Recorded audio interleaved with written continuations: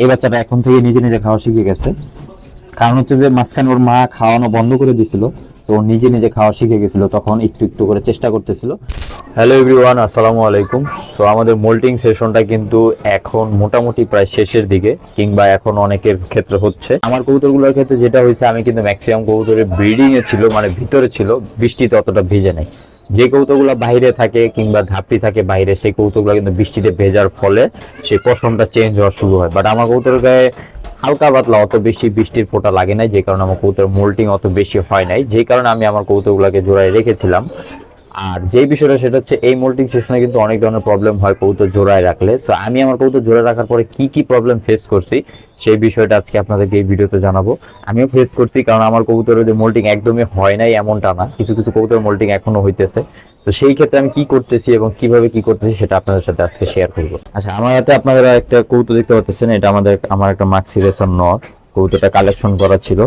তো এই কবুতরটা একটু দেখেন যে এর চোখের নিচে যে জায়গাটা, এই যে দেখেন, এই জায়গাটা দেখেন নতুন পশমটা উঠতেছে। হ্যাঁ, চোখের নিচে কিন্তু এই জায়গাটা পশম কিন্তু নাই, দ্যাট মিনস এখানে পশম উঠতেছে, পশমটা পড়ে গেছে। হ্যাঁ, এই দেখেন এই সাইডেও কিন্তু সেম অবস্থা। আবার গলার দিকে দেখেন হালকা পাতলা, অত বেশি না। তো এই জিনিসটা হচ্ছে কি, এই কবুতরটার মাত্রাতিরিক্ত হয় নাই, কবুতরটা খুবই কম হয়েছে, যে কারণে এই কবুতরটা কিন্তু জোড়ায় ছিল। জোড়ায় থাকার ফলে এখন ডিম দিছে।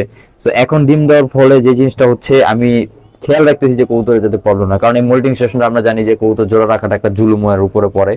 কারণ আমি কি করবো, আমার তো কিছু করার নেই, কারণ আমার ধাপটি নাই যে আমি কবুতর সবগুলোকে আলাদা আলাদা করে রাখবো।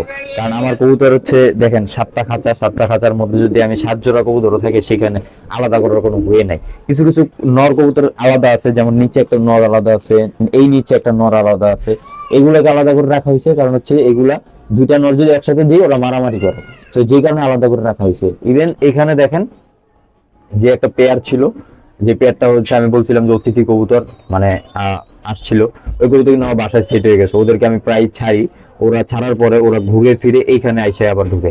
তো ওদেরকে আমি অ্যাডজাস্ট করে ফেলছি বাসায়। তো সেই ক্ষেত্রে দেখা গেছে ওদের ক্ষেত্রে একটা খাঁচা আলাদা লাগতেছি। তারপরে আমি আপনাদেরকে যদি দেখাই, এই যে এই পেয়ারটা আমার চুল্লিগলা পেয়ারটা কিন্তু এখনো বাচ্চা আছে। সো যে কারণে কিন্তু এই পেয়ারটা আমি আলাদা করতে পারতেছি না এবং আলাদা করে অন্য জায়গায় রাখতে পারতেছি না ধাপি হওয়ার আগ পর্যন্ত। আর আমার নতুন বাচ্চাগুলো যে 3টা বাচ্চা ফ্লাই করতেছে এখন, এই 3টা বাচ্চার জন্য কিন্তু আলাদা খাঁচা লাগতেছে। এই 3টা বাচ্চার কিন্তু একটু একটু করে মোল্টিং চলতেছে। আমি আপনাদেরকে একটু দেখাইলে হয়তো বুঝতে পারবেন। এই যে এই দেখেন, দেখছেন ওদের কিন্তু এই যে মোল্টিং কিন্তু হইতেছে, দেখছেন পশম দেখছেন। ওরা হচ্ছে ওদেরকে কন্টিনিউয়াসলি বাইরে ছাড়া হইতেছে, উঠতেছে, ঘুরতেছে, ফিরতেছে। তো সেই কারণে কিন্তু মোল্টিং, এটা 6 পরে চলে আসছে আমার এই বাচ্চাটা, মাশাআল্লাহ বড় হয়ে গেছে। আমি যে সমস্যাগুলো ফেস করছি সেটা হচ্ছে, আমার কবুতর জোড়ায় রাখার পরেও আমি কিছু কিছু দিক খেয়াল করছি যে ওদের বাবা মা যেটা ডিম দেওয়ার পরে হোক কিংবা বাচ্চা করার পরে হোক, কিছু কিছু সময় বাচ্চাকে খাওয়াতে চায় না।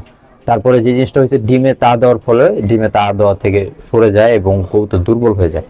তো এই জিনিসগুলো আমি ফেস করছি এবং এই জিনিসগুলো হয় সচরাচর। আমরা যারা কবুতর জোড়া রাখি এই মোল্টিং সেশনটায়, যাদের পর্যাপ্ত জায়গা আছে আমরা চেষ্টা করবো জোড়ায় না রাখার, একটু আলাদা করে রাখার। আর যাদের আমার মতো জায়গা নাই তারা রাখতে পারেন, বাট কিছু দিক নির্দেশনা আছে। যেমন আপনাকে অনেক হার্ডলি ওদেরকে দেখতে হবে, মানে হচ্ছে যে আপনার দেখা গেছে দিনে যে ক্ষেত্রে আপনি কবুতর চেক করেন একবার, সেক্ষেত্রে 3-4 বার চেক করতে হবে। যেমন আমি আপনাদেরকে বলি, আমার কবুতর কিন্তু সচরাচর অসুস্থ খুব কম হয় এইখানে। তো মূলত রিসেন্ট কিছুদিন যাবৎ বৃষ্টি প্রচন্ড হইতেছে, যে বৃষ্টির ফল কিন্তু আমরা সারা বাংলাদেশে পাইতেছি। এবং যেই ফলে কি হচ্ছে, আমাদের কবুতরগুলোর কিন্তু একটু অসুস্থতা দেখা দিতেছে, কবুতরগুলো একটু ঝিমাইতেছে, ঠান্ডা লাগতেছে। কবুতরের বৃষ্টির ফোঁটা না লাগলেও ঠান্ডা লাগতো, কারণ এই বৃষ্টিতে টেম্পারেচারটা অনেক কমে গেছিল। তো যেই ক্ষেত্রে আমার কিছু কিছু মাদি কবুতর বা কিছু কিছু নর কবুতর কিন্তু আপনার একটু দুর্বল হয়ে গেছিল। যেমন আমি আপনাদেরকে দেখাই, একটু ক্লোজে আসেন। আমার যে এই যে পেয়ারটা, সবজি পেয়ারটা, হ্যাঁ সবজি পেয়ারের যে ফিমেলটা কিন্তু কিছুদিন আগে খুবই অসুস্থ ছিল। ফিমেলটাকে আমি আলাদা একটা খাঁচায় রাখছিলাম বাচ্চা থেকে সরায়, কারণ হচ্ছে ফিমেলটাকে আমার সুস্থ করা জরুরি ছিল। তো ফিমেলটাকে আমি আলাদা করে রাখছিলাম। কেন হয়েছিল অসুস্থ? কারণ হচ্ছে ঠান্ডা লাগছিল কিংবা অন্যান্য কোনো প্রবলেম থাকতে পারে, ড্রপিং পাতলা হয়েছিল। তো যে কারণে আমি আলাদা করে রাখছিলাম। এখন আমি যে জিনিসটা দেখতেছি যে আমার আবারও কিছু কবুতর, যেমন হচ্ছে এইটা আপনার চুল্লিগলা, যেটা এটাও কিন্তু ফিমেলটার একটু অসুস্থতা দেখা যাচ্ছে, শুকনা হয়ে গেছে, খাবার দাবার কমায় ফেলছিল। তো যার ফলে আমি কি করছি দেখেন, আমি পানিতে কিন্তু একটা মেডিসিন দিছি।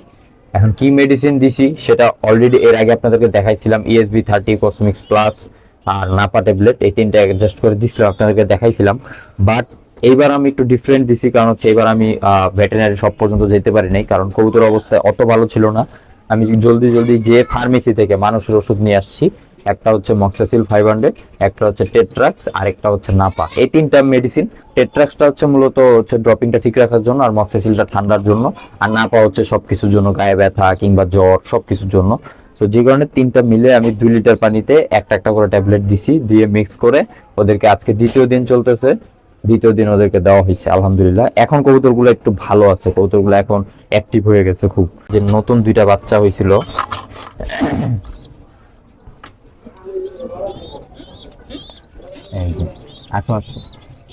নতুন বাচ্চা 2টা দেখাই, সবজি বাচ্চা 2টা। এর ভিতরে হচ্ছে এই বাচ্চাটা হচ্ছে সব থেকে বড়, সবজি বাচ্চাটা হচ্ছে সব থেকে বড়। এই বাচ্চাটা এখন থেকে নিজে খাওয়া শিখে গেছে, কারণ হচ্ছে যে মাঝখানে ওর মা খাওয়ানো বন্ধ করে দিছিল, তো ও নিজে খাওয়া শিখে গেছিল, তখন একটু করে চেষ্টা করতেছিল। এখন দেখেন ও নিজে খাইছে। ওর কিন্তু গ্রোথ আরো ভালো হওয়ার কথা ছিল, কারণ হচ্ছে ওর গ্রোথটা হয় নাই, কারণ ওর বাবা মা ঠিক মতো খাওয়ায় নাই। তারপরে আমি কি করছি, আমি নিজে রাতে ওদেরকে ছোলা খাওয়াই দিছি, তারপর পানি খাওয়াই দিছি ওদেরকে। এই জিনিসটা চালাইছি হচ্ছে মূলত 4-5 দিন। তারপরে দেখা গেছে ও নিজে যখন খাচ্ছিল, এখন কিন্তু আমি আর খাওয়াই না। দেখেন সকালের পর থেকে ও নিজে খাইছে, পুরো পেট একদম ভর্তি, জাস্ট পানি খাইছে কিন্তু। এই যে এটা একটু ছোট হয়েছে, আর এই সেশনটা বাচ্চা ছোট বড় হওয়ার সমস্যাটা সব থেকে বেশি হয়।